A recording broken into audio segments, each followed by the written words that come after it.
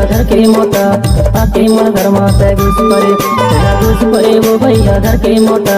आके मोर घर माता घुस परे तेहा घुस परे वो तेहा घुस परे वो तेहा घुस परे तेहा घुस परे वो तेहा घुस परे वो तेहा घुस परे तेहा घुस परे घुस परे घुस परे तेहा घुस परे घुस परे घुस परे मैं घुस परे नाऊ माया के मारे मैं आए परे इदे आए परे नाऊ माया के मारे मैं घुस परे मैं घुस परे ना मैं घुस परे रे मैं घुस परे मैं आए परे ना मैं घुस परे रे मैं आए परे इदे आए परे नाऊ माया के मारे मैं घुस परे इदे आए परे नाऊ माया के मारे मैं घुस परे।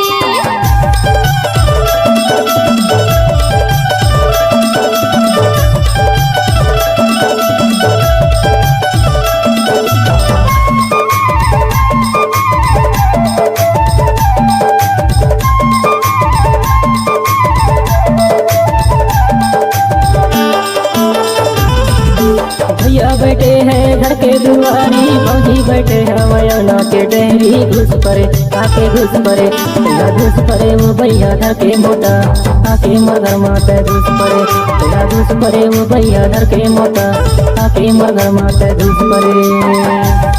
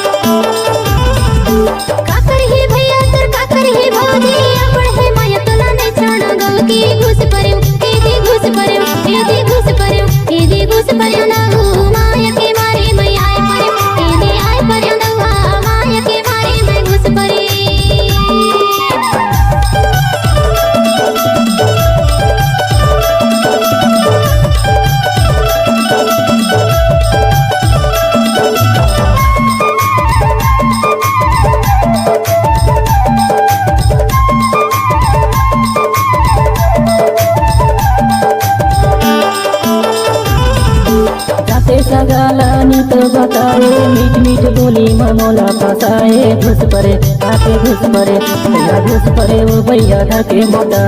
आके मगर माता घुस परे तेरा घुस परे वो भैया धर के मोटा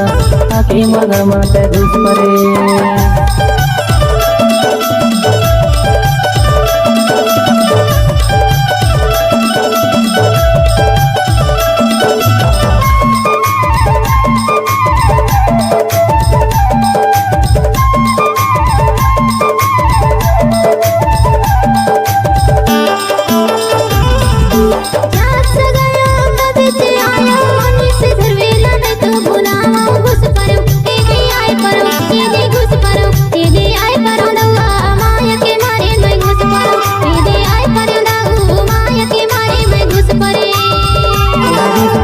भैया धर के मोटा